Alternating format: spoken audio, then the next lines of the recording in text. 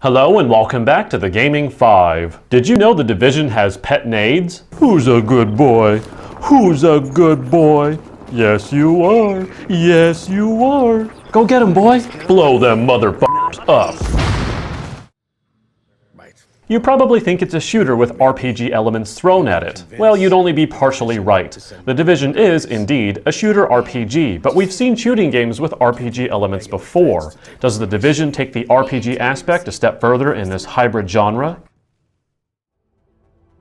And to give you instant gratification with an answer, yes. Despite the game's surreal graphical appearance, and naturally we'll talk more about graphics later, the game is more an RPG than a shooter. Shooting at enemies is the equivalent act of attacking in an RPG, but what makes it so much more engrossing is how highly dependent this attack is on your stats, your equipment stats, the enemy stats, and a large number of other factors that all make the actual act of shooting rather minor. The only real shooter aspect is the awesomely realistic recoil behavior, requiring the player to actually burst fire or exercise recoil control. As I said, the game is more an RPG than a shooter, but this isn't readily apparent. Not until you're doing the endgame missions on Challenging. I will strongly warn you, a mission on the Challenging difficulty is so difficult that you'll recognize how little you knew about the game. It's at this point that the depth of the RPG skill system shines brighter than I could have ever possibly expected. It's here in these firefights that all the skills you've unlocked come to fruition, and you'll find everyone on your team, and I mean everyone, needs to use their skills. The battle at these difficulty levels not only tests your patience, but shows a tactical refinement that cannot be in any way appreciated otherwise. Up until you're in the endgame grinding for better gear, you will probably just shoot your way through most situations, believing all these skills you were unlocking were just for fun. They're not.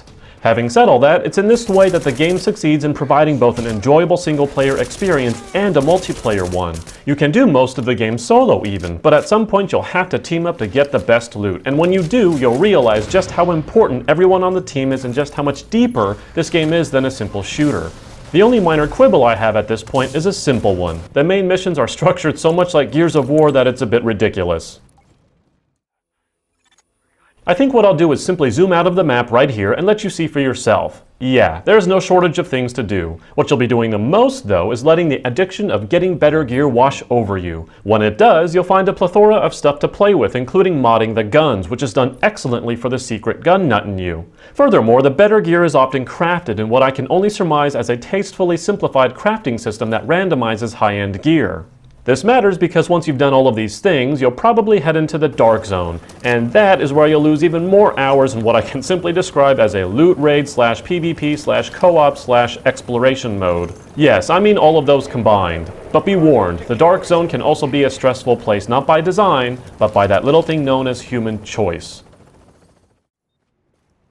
Your first reaction might be to focus on the fact that it was downgraded from its initial reveal. What your reaction completely misses over is the fact that this game is a gorgeous one. Even clearly downgraded, the game is brimming with details that truly demonstrate the absolute maximum power available on the current generation consoles. Once you recognize the utterly breathtaking weather and time of day effects, eye-gasmic details in everything everywhere, and the orgasmic audio pounding at your eardrums, you'll recognize that the game's presentational values have such a high level of complexity that only an insane person would not expect to run into any flaws.